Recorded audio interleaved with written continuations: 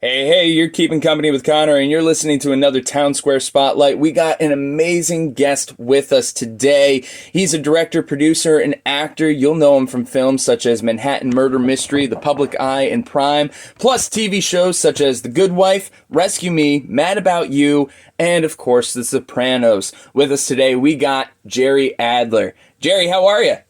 Good morning, Conor. How are you? Doing very well, man. Dude, this is an honor to be speaking with you today. And I just got to say, I'm a big fan of The Sopranos. I was watching at probably too young of an age. I used to watch over my dad's shoulder when he didn't know I was in the room. Yeah, that was Really? Yeah, yep. No, it was hilarious. I'd watch from the hallway while he was watching it when he thought I was in bed. Now you really make you feel old. No, I'm not trying to make you feel old. I'm just saying that was my experience. I love the show so much, I would always kind of go over my dad's head, literally, to watch it. I got cast on that show when I was in the hospital. Oh my God, really? Oh my God. Yeah. I got a call from David Chase while I was lying in bed in the hospital. I had a little appendix thing. He said he was doing a pilot, and he wanted me to... We had worked on a show called Northern Exposure, and he wanted me to do this cameo thing. We said it was just a one-shot, he said, in his pilot. Would I do it? I said, for you, I will do anything. He said, well, it's a great little show. It's called The Sopranos, and let's do it. I said, yeah, I'll be happy to do it, but listen, there's one problem. I don't sing. Yes.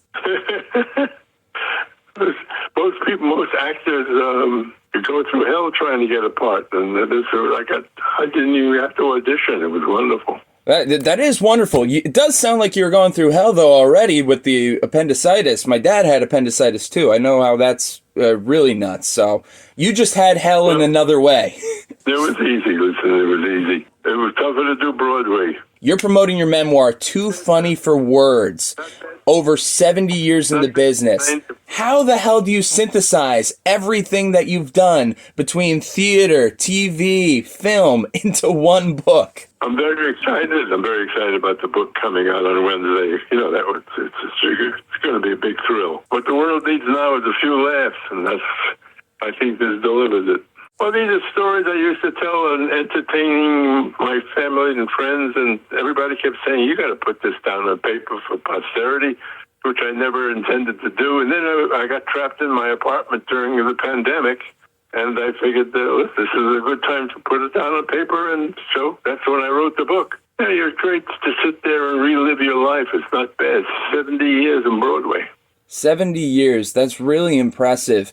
And Too Funny for Words. You have all these wild stories featuring, late grade actors, Hollywood royalty, past and present, and even U.S. presidents like JFK and Nixon.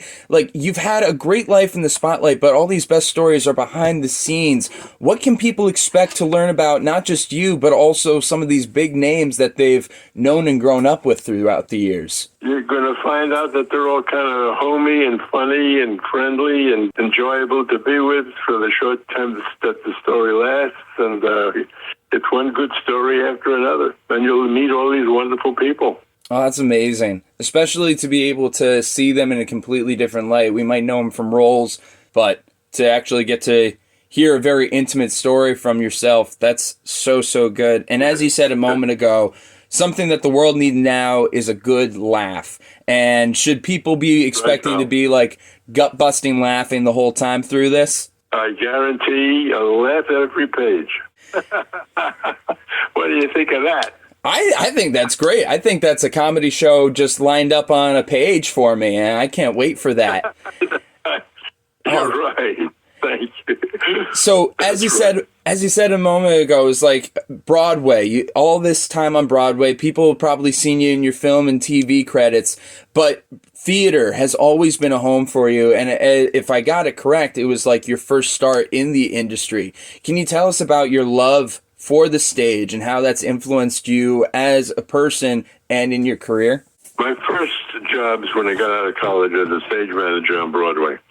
My first show was Gentlemen Prefer Blondes with Carol Channing. Wow. And I stayed on Broadway. I did almost 40 shows on Broadway before I moved to California and became an actor. I became an actor just when I was getting onto Social Security. And I became an actor. I'd never acted before. I was in my 60s when I became an actor. That's incredible. And like, what was that feeling like to becoming an actor in your 60s? You know, so many people try to start young and they'll think it's like, oh, it's over for me at an early age. But like, here you are, you're reinventing yourself. It was a total reinvention out of the blue. What's great about becoming an actor as a stage manager. As a stage manager, you take care of people, you know, or do scheduling and things like that. And then when you become an actor, the stage managers are doing it for you. It's kind of fun to turn tables. I was about to say, I thought you were going to say it gave you an interesting perspective, but no, you're like, oh no, now I get to be taken care of. I love that. But it sounds like you've taken care of everybody that you've worked with throughout your career, and you're just having such a great time with everybody. And I think that's great. So being behind the scenes for so long, before you became an actor, how do you think that influenced how you approached acting? Everybody said, how'd you know anything about acting? I said, well, I knew nothing about acting, but I had directed some things on Broadway, and I knew how to work with actors. And so I applied that knowledge into acting. When I took a script, I would say, how would I direct this scene? Because I had never had any training as an actor.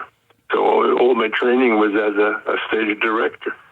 That's impressive. impressive. And I put all of that knowledge into working on a script. Now, Jerry, again, your memoir, Too Funny for Words, is coming out. And in the last minute that we have with you, is there any particular story that you could give us real quick to, entice the Hudson Valley listening audience right now? I was doing some auditioning for a Broadway musical called Bravo Giovanni.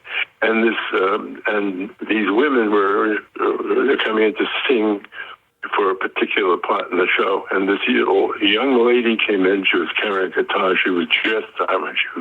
She looked like a Greenwich Village gypsy, and she gave me her resume, and I brought her out onto the stage and announced it. I said, "Okay, next lady is Barbara Streisand, no piano," and she sat down on a stool there and started to sing, and boy, everyone was mesmerized.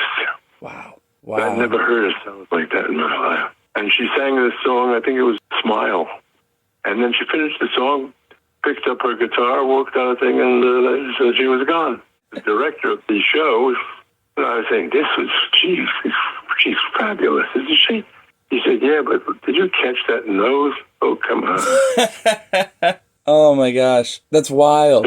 She didn't get the part. She didn't get the part. But she mesmerized everybody, but she didn't get the part. She got the next part. Oh, boy. I was going to say, it's I think she did okay for herself afterwards, not getting that role. She did very well. Absolutely. Oh, my God. What an amazing story. And, of course, you can expect more wild and crazy stories in Jerry's memoir, Too Funny for Words. Jerry, where can people find the new book? It comes out on Wednesday. Comes out on Wednesday. Be on the lookout for it. You can find it. You can read it. You can enjoy it. I'm excited for it. I want to read it myself. Jerry, thank you so much for your time today, and really appreciate everything. This has been phenomenal. I wish I could talk for hours with you. I would love to hear more stories. You got it. All right. Thanks so much, Jerry. Have a good one.